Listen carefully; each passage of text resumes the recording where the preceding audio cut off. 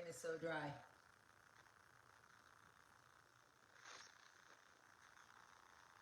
Okay. Gross. Flaking. Skin.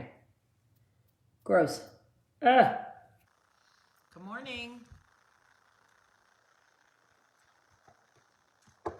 Good morning, everybody. Good morning. Good morning. How's everybody doing?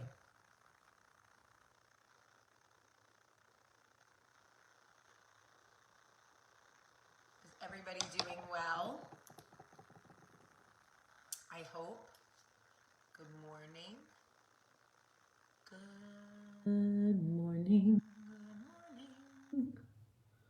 I have already got up, got the kids ready for school. Well, they get themselves ready for school, but got the day ready.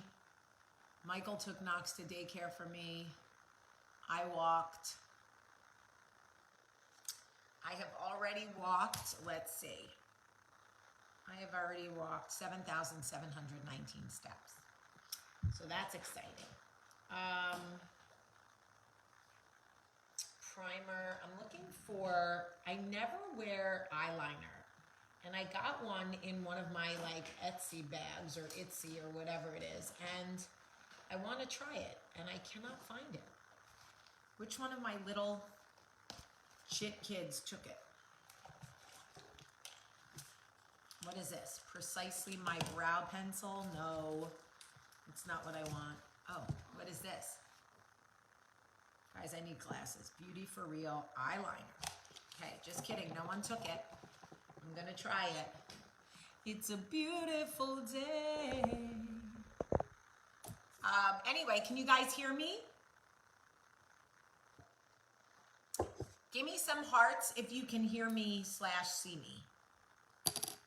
And then we're gonna jump into what I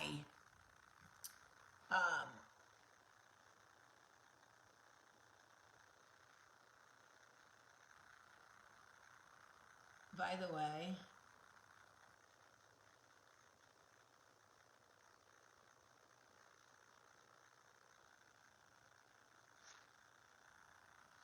I have absolutely no idea how to put eyeliner on, so I'm just winging it. Get it? Steady your elbow. There's a little buzzing. I don't know why some people hear buzzing. Mary, do you hear buzzing?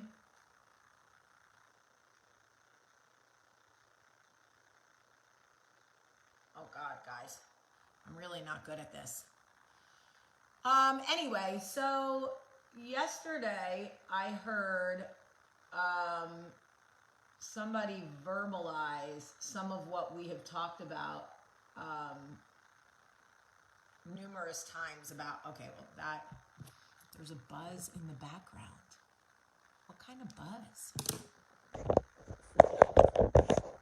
I don't know what it is. Maybe try to log out and come back in. There's no fan. There's no air. I don't know what it could be. Everybody hears the buzzing. I don't know what it is. I don't hear it. That's annoying, though, that you guys have to listen to. I'm just trying eyeliner today, by the way. I never wear it, and I might hate it. Oh, I do not like that. I do not like that, Sam, I am. I want that off my eyeball. So I will be taking off the bottom. With makeup, it's all about, you know, like trial and error. I tried that and it was an error. Oh no, it's still on. All right, fuck it. I guess we're doing it now on both eyes. Ugh, that's annoying. Okay, I know I messed it up. All right, so let me just tell you what I heard, okay? So yesterday I heard, I gotta take that off. I don't like it. Ugh. Okay. So yesterday, there was this girl talking about that she got divorced from her husband. And she had been telling him for a long time that she was unhappy about certain things. And the point that she made was, when you are in a mostly happy marriage, it is easy for you to feel guilty about needing 10 M&Ms. We have talked about M&Ms a million times on Coffee Talk. My marriage is like 98% happy, right? It makes me feel guilty and selfish when I say I am not getting what I need in these areas, okay? Because the world is like, you have such a happy marriage. Like, how could you possibly be unhappy? How could you possibly complain? How could you, whatever, right? They make you feel guilty for needing more, when from the outside, your marriage looks so good and so happy. And you mostly are happy. But there are certain things that are not being met. When a woman tells a man enough times, listen, I really need 10 M&Ms. And he's like, oh, did someone say M&Ms? Here you go. 1 M&M. Yummy. Delicious. The girl's like, that's not exactly what I said, but I know you heard me because you gave me 1 M&M, but I need 10.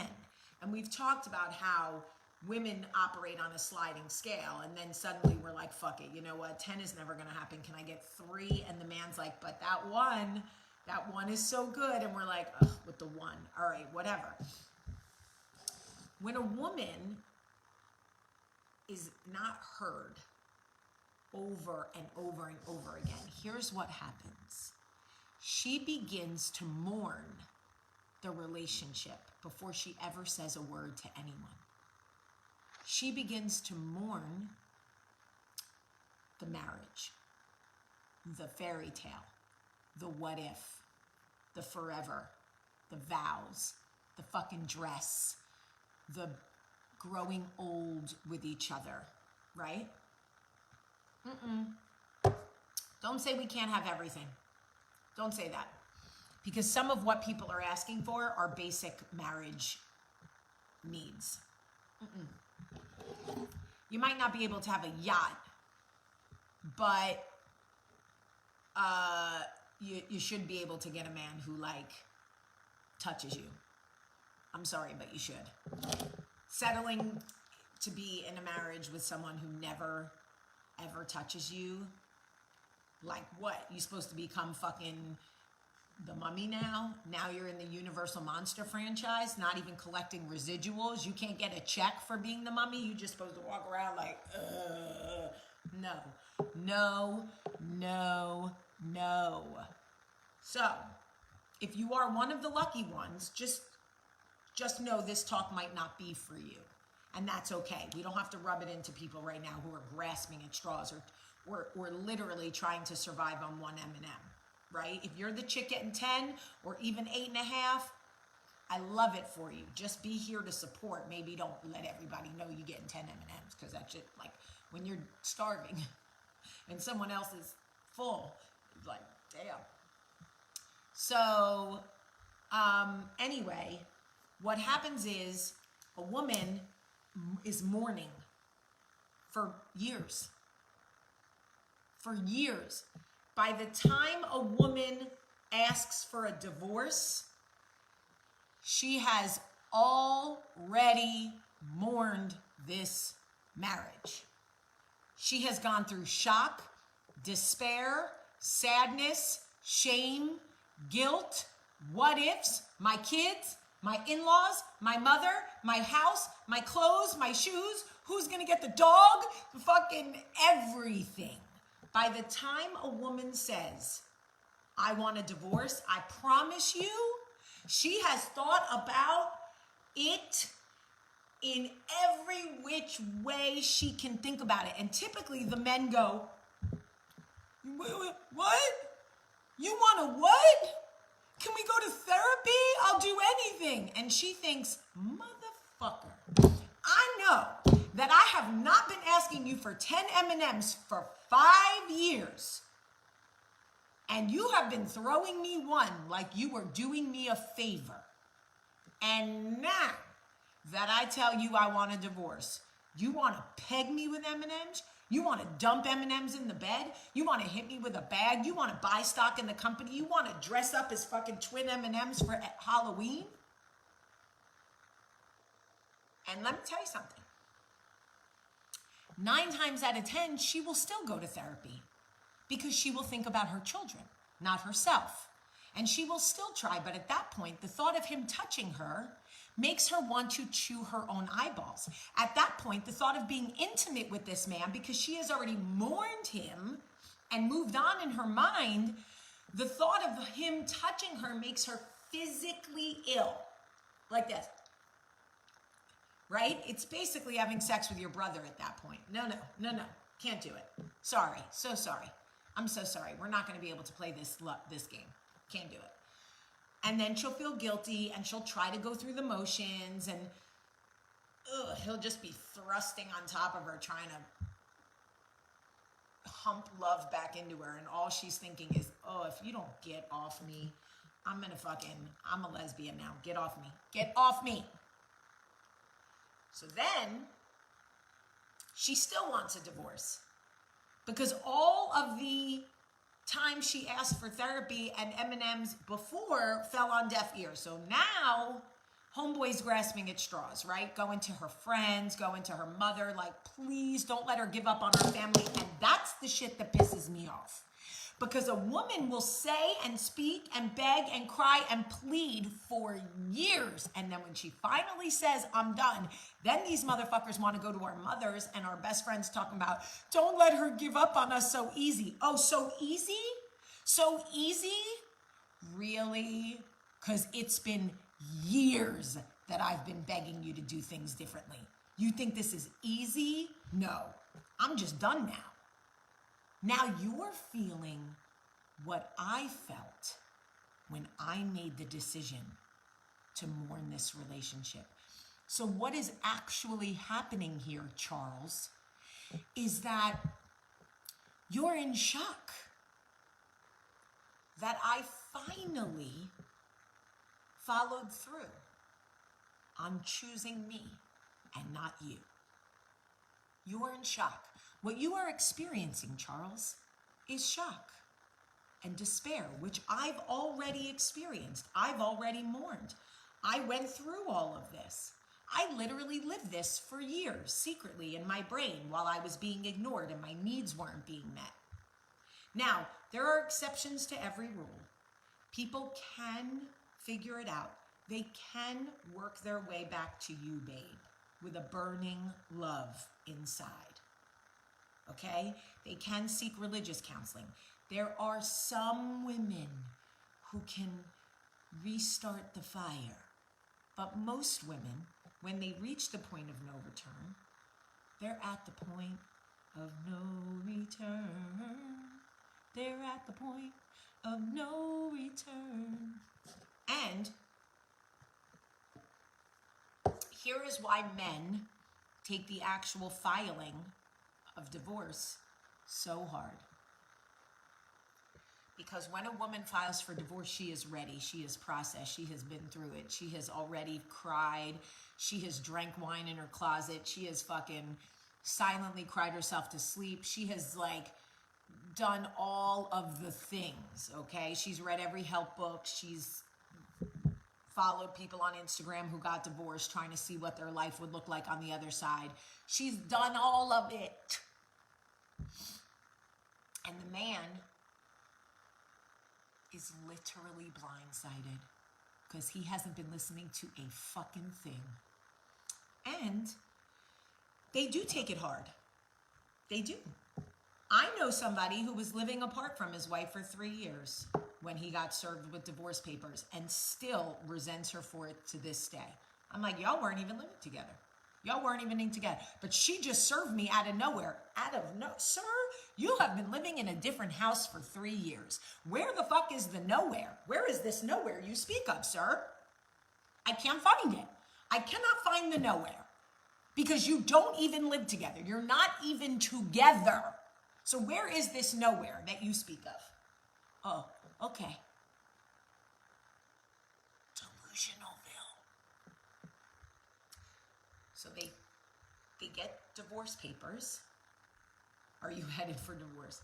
No, I'm not headed for divorce. Not this week anyway. Not this week.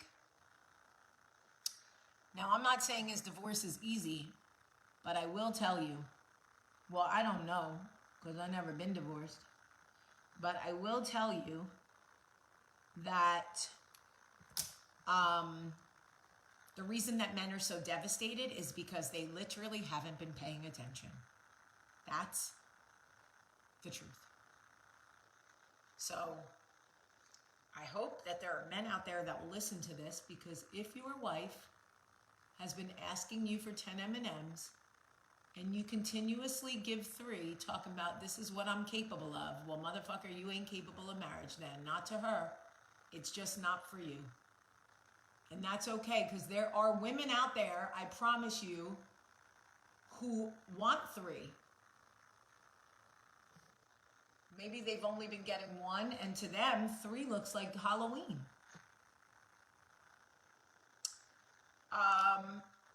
Go find somebody who wants what you have to give. But you cannot force a woman, or expect, not force, you cannot expect a woman to take that shit forever. You just can't. So if you want to know why men seem so devastated and we feel so bad for them, oh my God, isn't it heartbreaking, ladies? When a woman, that mean bitch, just up and files for divorce. There isn't a woman I know, and I know a lot of women, who has ever just up and filed for divorce. I promise you that she has been begging and pleading. She sounds like a 90s R&B group. And it has all fallen on deaf ears. So the next time you meet a man who talks about, my ex is such a bitch, she just out of nowhere up and filed for divorce, you laugh inside and go, oh, bro, did she really? Because that's the narrative you tell yourself, because you need to be the victim so she could be the bad guy, so you can move on and still be the hero in your little story. The fuck up. Anyway, that's how I feel about that. And let me tell you something right now. Let me tell you something. And I mean this, and he's in the bathroom, so I hope he's listening.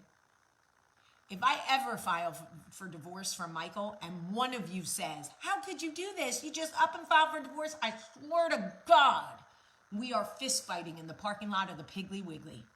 Because if y'all don't know me by now,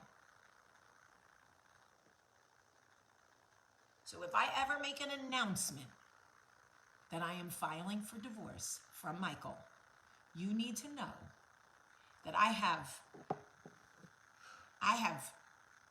thought about that idea to the death. To the death. Women don't up and do shit like that, especially when they have children. Come on now. Come on now. Y'all know better than that. That's why anytime I hear a woman files for divorce, I go, homegirl's been begging for M&Ms forever. She's been begging for M&Ms forever. I love my husband. I'm not getting divorced.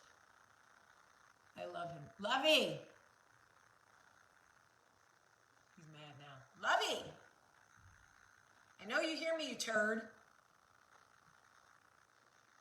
He's mad because he doesn't like when I talk about divorce. But you know what?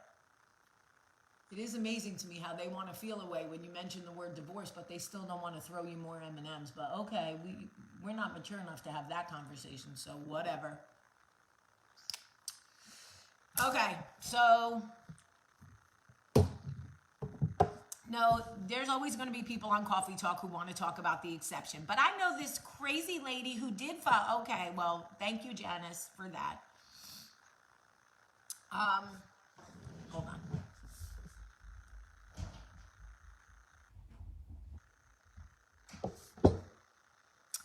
Anyway, he feels away. But that's okay. That is okay. I'm begging you. Put your loving hand down, baby.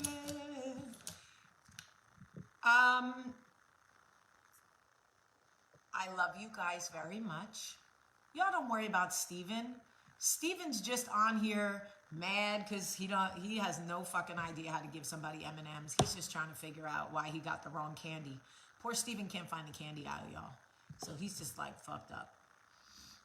But I love you. And this is the truth. So if I were you, I would share this video on your Facebook page and say, you may not need it, but you probably do. I love you guys so much. And look at this Coffee Talk necklace. Do you see this? It says Coffee Talk. I'm thinking about getting a Coffee Talk tattoo because my thought is even if it ends, even if Coffee Talk ends one day, it's still so meaningful to me. It'll never not be meaningful to me. Also, thank you to everybody who ordered hoops. Mary is working so hard to send out your orders. You guys can go see the hoops. They're only $9.99 and they're amazing. They are my favorite hoops. You can go to stateofstylegewelry.com, stateofstylegewelry.com, and look at the hoops. There's 2 sizes. I have them both. They're only $9.99 and I absolutely love them. They are my favorite. All right, have a great, great day.